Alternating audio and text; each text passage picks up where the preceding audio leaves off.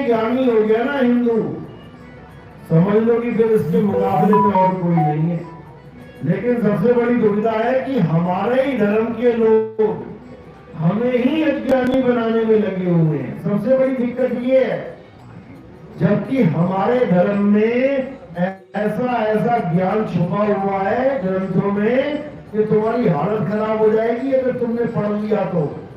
लेकिन हमारे धर्म के ठेकेदार तुम्हें पढ़ने लिखने से दूर कर रहे हैं और केवल पत्थर पूजा में लगा रखा है।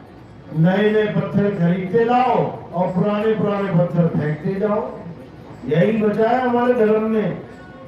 एक मूर्ति खंडित हो गई, उसको फेंक दो ले जाके कहीं पे और दूसरी मूर्ति उठा के रख दो, प्राण प्रतिष्ठा कर दो। यही बचा है धर्म में। इसीलिए ये धर्म संकट में है। कहते हैं धर्म संकट में है ना, ये इसलिए संकट में है। इसलिए संकट में नहीं है कि कोई इसकी गर्दन काट रहा है, आके कोई इनको मार रहा है। इसलिए संकट में है क्योंकि अज्ञानता में जी रहे हैं। समझ लो, अब क्या करना है? अब ज्ञान में आ जाना है। तो सबसे पहला फर्ज क्या है हमारा? जैसे बाकी धर्म के लोग अपने बच्चों को अपने धार्मिक ग्रंथ पढ़ाते हैं, आप देखो मदरसों में कुरान पढ़ाई जा रही है छोटे छोटे बच्चों को। आप सिखों के गुरुद्वारों में जाओ, छोटे छोटे बच्चों को गुरु ग्रंथ साहब पढ़ाया जा रहा है। आप ईसाइयों में चले जाओ, छोटे छोटे बच्चों को बाइबल पढ़ाई जा रही है। और तुम्हारे यहाँ क्या सिखाया जा रहा है? लाल मुर्गी ले आ, छुरी ले आ, दारू की बोतल ले आ और भगवान को चढ़ा दे, तू पेपर में पास हो जाएगा। छोटे छोटे बच्चों को ये सिखाया जा रहा है। बताओ, छोटे छोटे बच्चों को ये सिखाया जा रहा है किताब में मोर पंख रख ले, पढ़ाई अपने आप हो जाएगी। छोटे छोटे बच्चों को ये सिखाया जा रहा है शिवलिंग पे जाके ये 3 पत्ते बेल के शहद लगा के चिपका दे और तू टॉप कर देगा। ये सिखाया जा रहा है हमारे धर्म में। दिक्कत यही है। तो जब तक ये सब रहेगा तो भूल जाओ कि हमारे धर्म का कुछ होने वाला है। ये टूटता ही जाएगा। ये अभी 100 करोड़ बचे हैं, ये कुछ सालों में 30 करोड़ रह जाएंगे और जो आज 20-30 करोड़ है ये 100 करोड़ पहुंच जाएंगे। तब तुम्हें समझ में आएगा कि क्या गलती हुई है हमसे। अरे भाई, अपने बच्चों को गीता पढ़ाओ, घोट के पिला दो।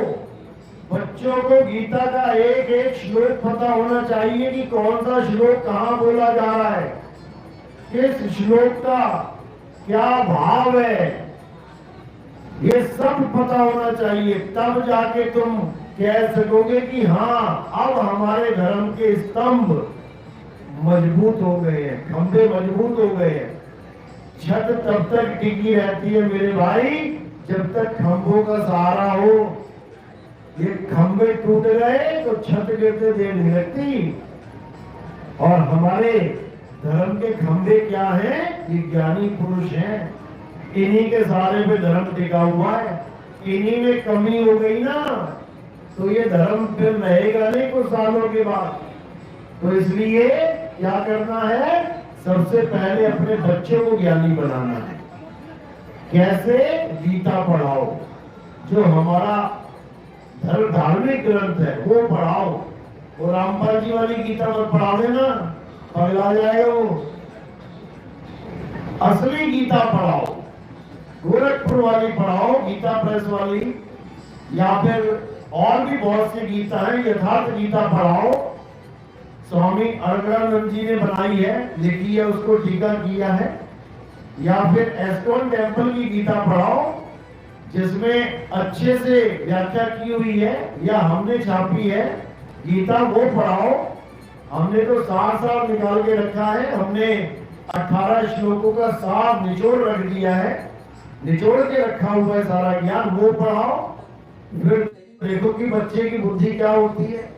ये सारा पाखंडवाद, ये सारा धर्म के नाम पे जितना भी गड़बड़ चल रहा है काम, ये सब खत्म हो जाएगा और सार ज्ञान बच्चे के हृदय तक पहुंचेगा।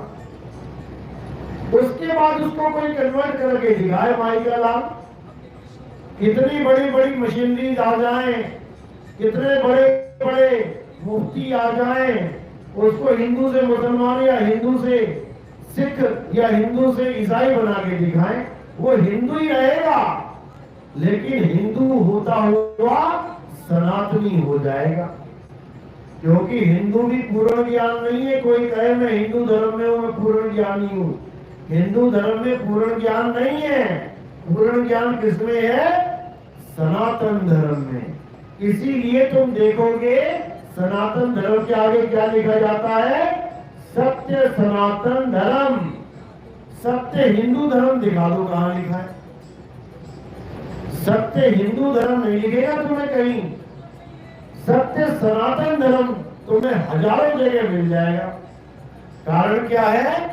क्योंकि हिंदू धर्म वाले पत्थर पूजनीय रह गए हैं इस दुनिया में। सनातनी नहीं रह गए, वो पत्थर के पुजारी हो चुके हैं। इसलिए उनके आगे सत्य नहीं लगाया जाता। लेकिन जो सनातनी है उसके आगे सत्य लगाया जाता है, क्योंकि सनातनी सत्य की ही पूजा करता है। सनातनी सत्य को धारण करता है। सनातनी कभी पत्थर पूजा नहीं करता। हाँ, शुरुआत भले उसकी पत्थर पूजा से हुई हो, कोई बड़ी बात नहीं है। मीराबाई की भी शुरुआत पत्थर पूजा से ही हुई थी। रविदास जी महाराज की भी शुरुआत पत्थर पूजा से, देवताओं की पूजा से हुई थी। सारे संतों की शुरुआत इसी पत्थर पूजा से, देवताओं से होती है। लेकिन परमात्मा की दया होती है, उनके जीवन में कोई सतगुरु आता है, उसका काम बन जाता है। तो मीराबाई के जीवन में कौन आया? रविदास जी महाराज आए। मीराबाई राजपूत खानदान की रानी और उनके गुरुजी चमार जात के, हरिजन जात के। बताओ कोई मेल बन रहा है क्या? आजकल लोग गुरु कैसे बनाते हैं? अरे हम भी ठाकुर, हमारे गुरुजी भी ठाकुर हैं। हम पंडित जी हैं, हमारे गुरुजी भी पंडित जी हैं। ब्राह्मण सोचता ब्राह्मण को ही गुरु बना लूं। ऐसे गुरुआई नहीं होती भाई। कबीर साहब कह रहे जात ना पूछो गुरु की और पूछ लीजिए ज्ञान। मोल करो तलवार का, पड़ी रहने दो ज्ञान।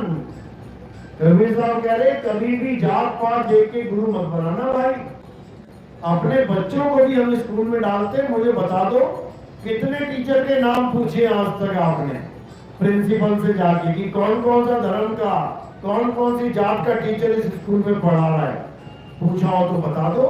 अरे मोल करो तलवार का, तुम ज्ञान का मोल करो कि इस टीचर के बच्चे, इस क्लास के कितने बच्चे फर्स्ट डिवीजन लेते हैं, कितने फेल होते हैं, इस स्कूल के कॉलेज के बच्चे की मेरिट कितनी जाती है।